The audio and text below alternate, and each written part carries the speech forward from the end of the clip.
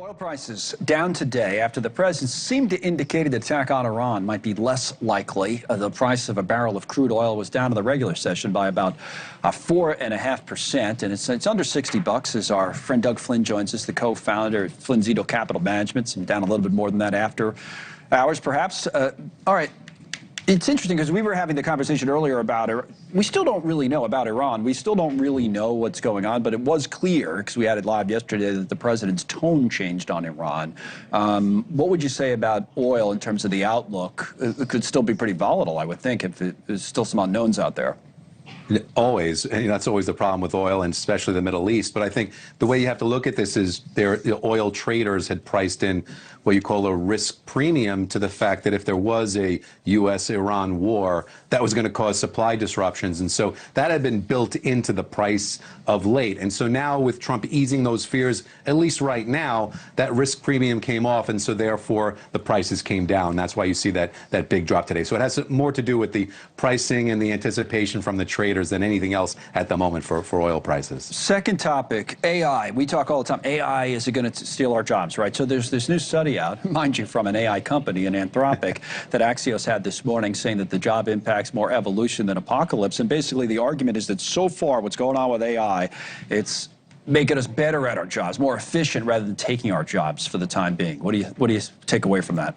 Yeah, it seems like so far that is the case. It's sort of reshaping how we work, not whether we work. And so I put into my chat GPT today, I said, you know, should I be worried about AI taking my job? And it said, I wouldn't be worried about being replaced by AI. I'd be worried about being replaced by AI that works weekends. That's what it said back to me. So, did it really? Yeah, that's exactly. Sense of humor, huh? A little bit. So I don't know if that's just me and my prompting. I don't know. But I think that's really the takeaway. There's an enhancement. There are things that are helping us do our job better, more productively. And that's pretty much what happens with all new technology. That happens first. Now, longer term, there's going to be some impact, but so far that hasn't happened. And we don't know exactly how the impact will be. But so far it's been an enhancement and people are able to do more. And I think embracing it, like having people say, I'm using this, how can I use it in my job is a good thing right now. All right, final financial story of the day.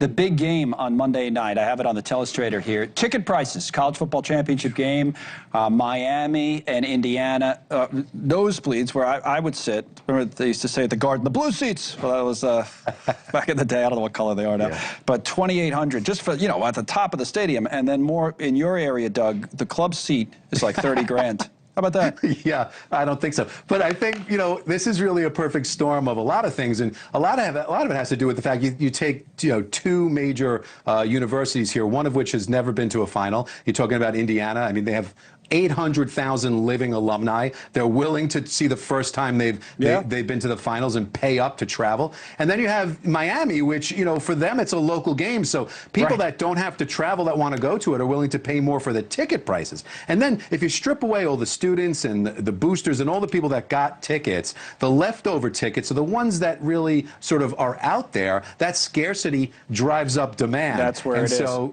That's where it is, and so you're seeing that. And so this is really running at 2 times the prices of last year. And so I was talking to somebody, and they said, you know, these aren't ticket prices; these are mortgage payments with a kickoff time. That's what we're looking at. That's true. That's true. There you see NewsNation heading to IU. The great Marty Hughes will be there on Monday, and then we'll see what happens at the game on Monday night. Now, it's closing bell time on Wall Street. Thank you, Doug. Carlisle handling the